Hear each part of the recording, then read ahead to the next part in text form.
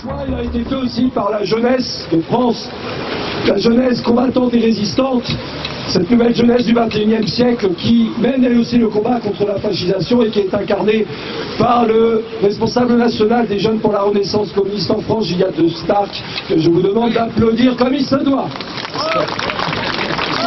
Merci camarades.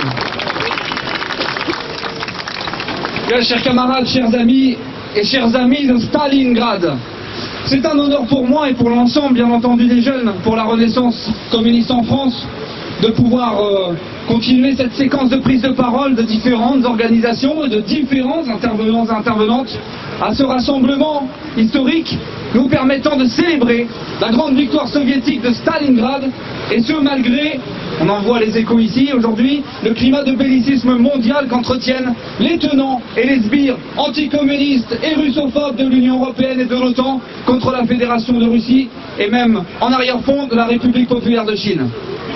Mes amis, il me faut être bref car les différents intervenants qui sont déjà passés ont eu toutes et tous l'occasion à cette tribune d'apporter leur pierre à la réussite de ce rassemblement.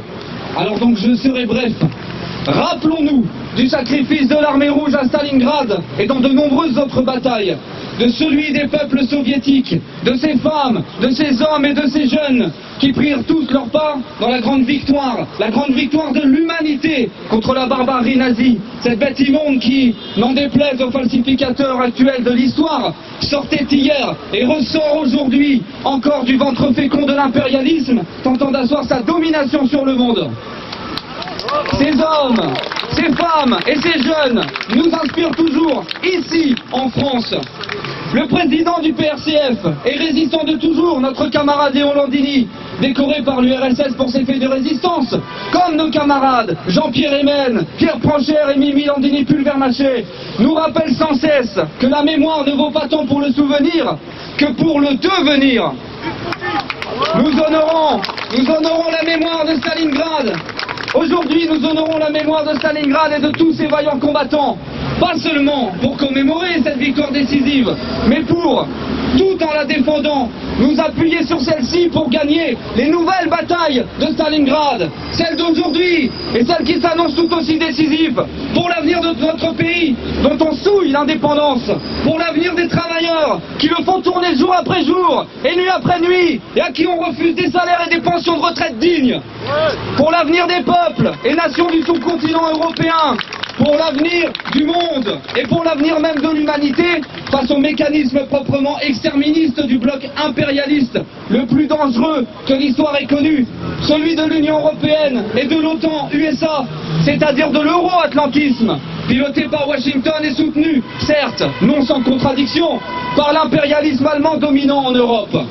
Impérialisme euro-atlantique qui s'érige désormais, il faut le marteler, comme l'ennemi principal des peuples et de la paix mondiale.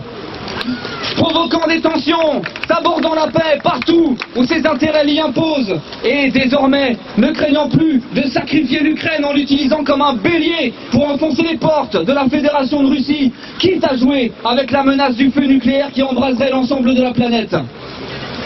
Jeunes de France, votre avenir, celui de vos familles et de vos enfants sont en jeu. Jeunes progressistes, antifascistes et humanistes. Jeunes qui aimez sincèrement votre pays. Jeunes camarades, sincèrement et franchement communistes, qui ne supportez plus l'hypocrisie de ceux qui se présentent comme des députés prétendument communistes. À vous toutes et tous, retrouvons-nous, rassemblons-nous et agissons tous ensemble et en même temps pour la paix, contre cet ennemi principal des peuples et pour faire reculer la menace exterministe qui est fait peser sur l'espèce humaine. Face à ces dangers, et comme la devise des jeunes pionniers soviétiques, et notamment ukrainiens, comme nos amis devraient se rappeler, l'indiquer, soyons toujours prêts. Merci.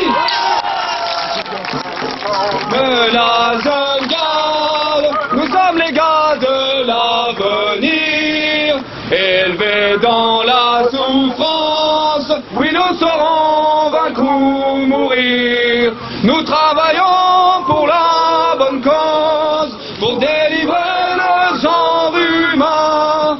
Tant pis si notre sang arrose les pavés sur notre chemin. Prenez garde, vous les sabreurs, les bourgeois les gravés. Et les fascistes, dans la jeune garde, qui descend sur le pavé, c'est la lutte finale qui commence, c'est la revanche de tous les morts de faim, c'est la révolution qui s'avance et qui sera victorieuse demain. Prenez garde à la jeune garde.